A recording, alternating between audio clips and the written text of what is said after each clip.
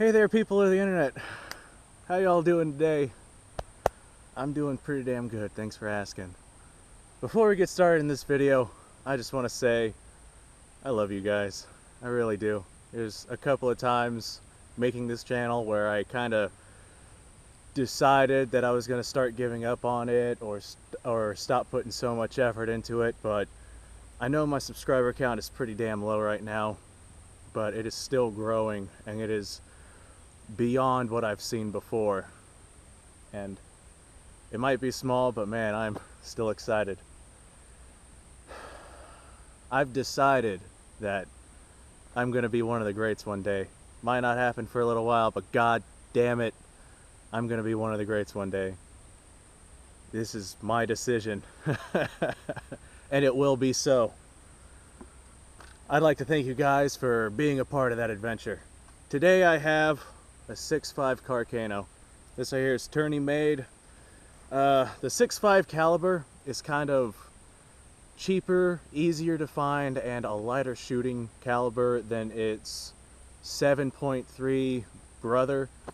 Italy tried making a bigger caliber Carcano, but it didn't really work out due to the introduction of World War II. So they stuck with the 6.5 because that's what they had. And I have one of those right here.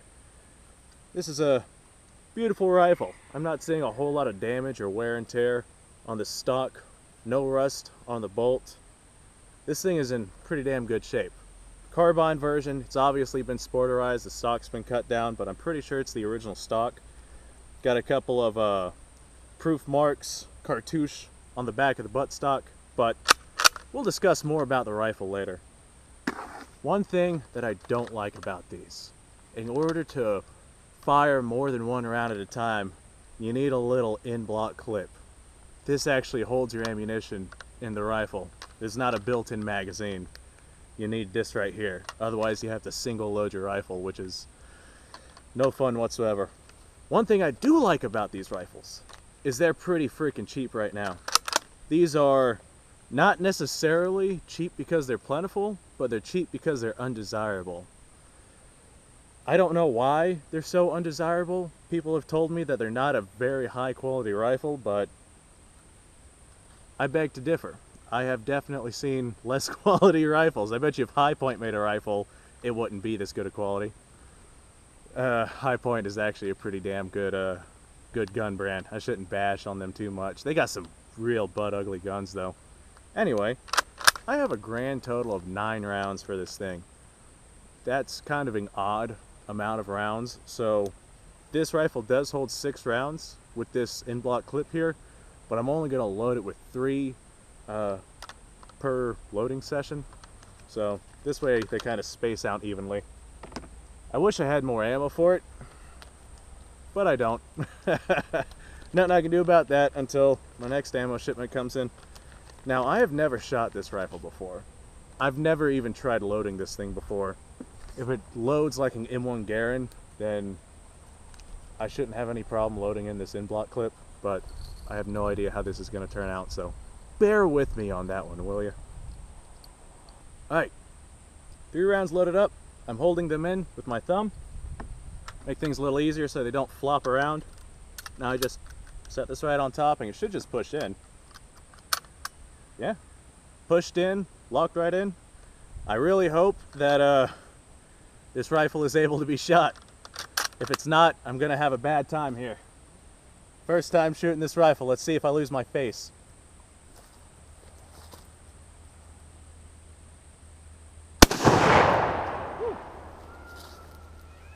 Not nearly as bad as my Mosin Nagant.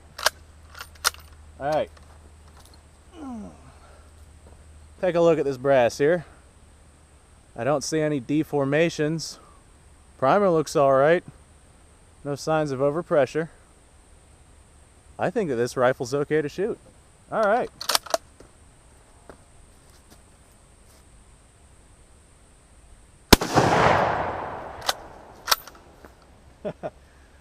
Now, whenever I load this last round, my in-block clip is going to fall out the bottom. There it goes.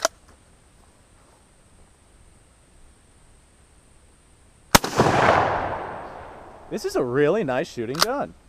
I don't see why people don't like these things. I mean, I guess I could understand with the in-block clip, which I'm currently standing on, and it's probably all bent up right now.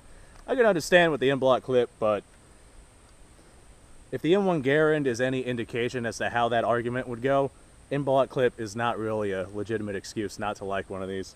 This is a very lightweight, light-hitting rifle. I mean, it's really nice. These typically run about $200 to $300 on the U.S. market right now, so go grab yourself one.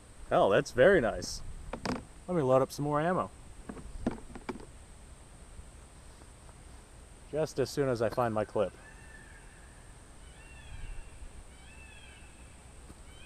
It's okay, guys, I found it. I kind of stomped it into the dirt there. The Carcano 6.5 Carcano bullets are they're pretty damn long and kind of unusual. They're like long, and normally when you have real long bullets you expect there to be a fine point, but these are real round-nosed bullets, which is fine. I mean, we're probably at about 50 yards or so, so we're not going to have any issues with accuracy there. Alright, another 3 rounds. Cram those right in there. Just like that. This is a really sweet rifle. The front sight on it is well, it is really unusual. The battle sight flips up for a little V-notch right here. This V-notch is at 300 meters, and if you use this sight right here, it basically is 400 all the way out to 2,000 meters. Or Artians, or whatever it is that the Italians were using at that time. But I'm gonna just stick to the 300 mark because we're only at about 50.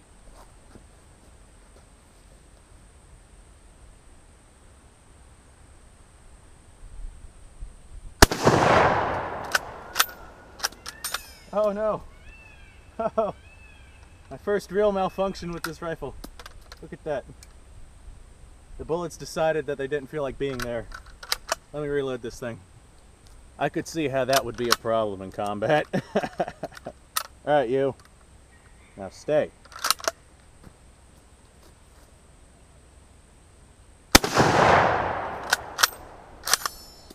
Worked that time.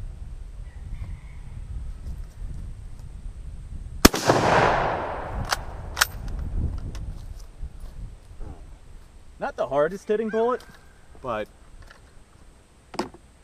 the recoil on it is really nice. 6.5, not exactly the most powerful impact, but if you get hit by one of these in your chest cavity, it doesn't matter. You're not going to be walking around. Unless you're a freaking Superman or something. Alright, there we go. 3 rounds. This is my last 3 rounds. Unfortunately.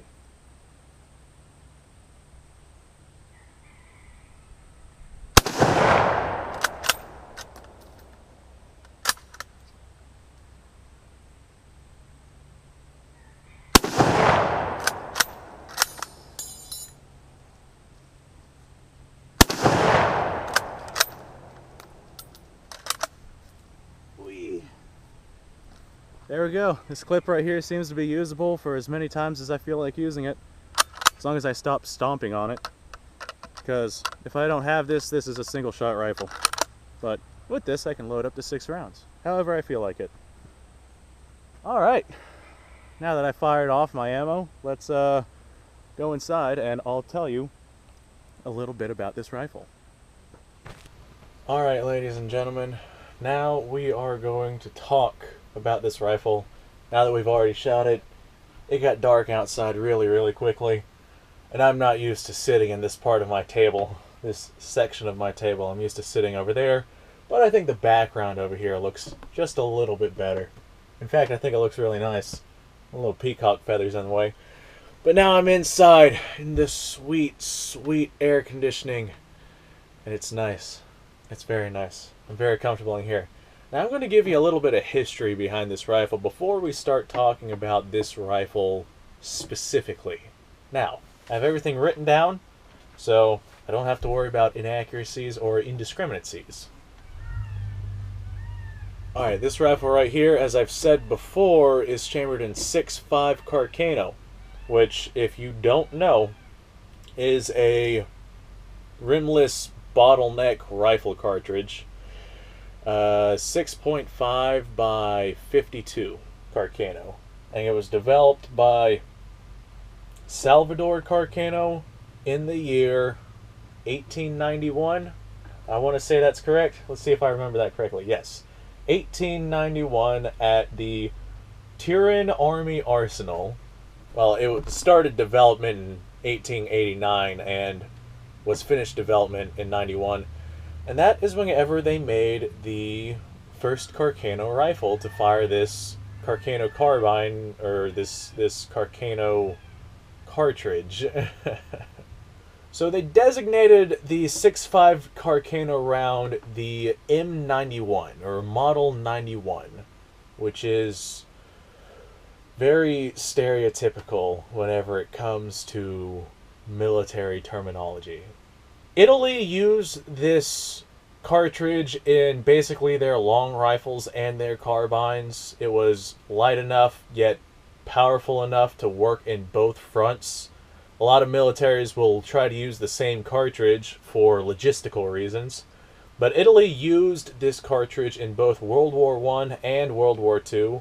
However, the Germans also used this in World War II, along with the Japanese, but we'll get into that in a minute here. During the Winter War, this 6.5 Carcano was also used by, hold on, I gotta look at the paper for this one.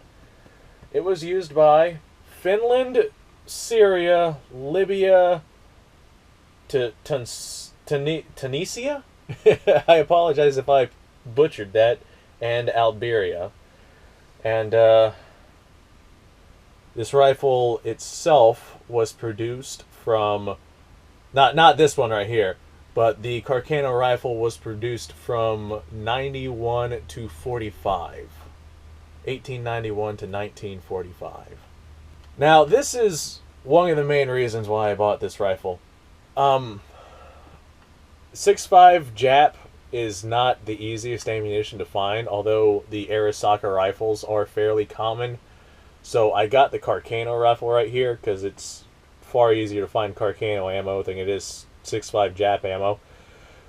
But back during World War II, Japan, basically its navy, decided to adopt the Arisaka, and they had a contract with Italy to basically produce these Arisakas for them. Now, the Arisaka Italy produced was the Type 1 Carcano, or the Type 38 Arisaka, which had the Carcano bolt mechanism, but it had a Mauser-style 5-round magazine. So it was kind of like a cross between the Carcano rifle and a Mauser rifle. And it was chambered in 6.5 by 55, no, 6.5 by 50 millimeter, or 6.5 Jap. That ammo is not the easiest to find nowadays, but it's because of the lack of ammo availability that the 6.5 Jap Arisakas are fairly easy to find and very cheap here in the United States. So, something to consider. Of course, it's basically just going to be a wall rifle at that point.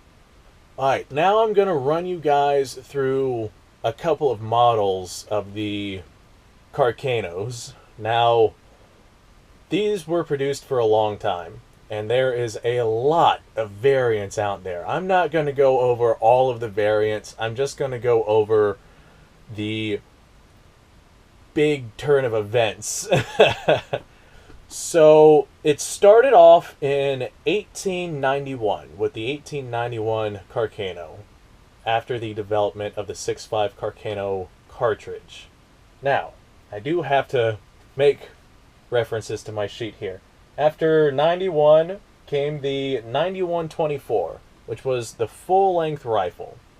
In 1924, they shortened the barrel, and they gave it a different set of rear sights. It was not uncommon for militaries to update their older rifles. It's cheaper and oftentimes easier to do than to adopt a newer rifle.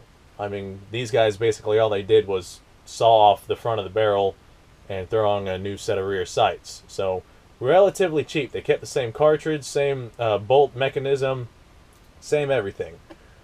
Now, in 1928, they took all the 91 carbines and basically did the exact same thing. They didn't change the rear sights and they didn't shorten the barrel. They pretty much just kind of refurbished them, updated them. They made a couple of minor changes, but for the most part, they were the same rifles. Alright, here is where Italy tried updating its caliber, but it failed. In 1938, it made the Carcano infantry rifle, the 1938 Carcano rifle, and it was chambered in 7.35 Carcano. Italy tried making this work, but it didn't really work out. World War II was kind of raging at that point in time, and logistically speaking, to basically junk all your old rifles and your old ammunition surpluses and rebuild the tooling required to make a whole new set of rifles and a whole new set of a new ammunition caliber, it's just not going to happen if you're also trying to fight a world war. So Italy tried doing this in 1938, and it lasted until about 1940. In 1940, they just completely gave up on trying to produce this new cartridge, and they went back to the 6.5 Carcano. Now, whenever they went back, the rifles then were designated the 9138. I have no idea why they designated it that, but they designated it the 9138, which is basically the 1938 7.35 rifle rechambered for 6.5, because they already had the tooling, they already had the ammunition. They figured, what the hell, we'll just stick with it. It's better than nothing. Then later on, in 1941, they came out with the 9141, which is what I'm pretty sure I have here, and it was given adjustable sights. Other than that, it was pretty much the same. These things right here never went through any real significant changes. Throughout the years, they all still took an in-block clip. None of them adopted the Mauser-style built-in magazine. They all took the same bolt-action style.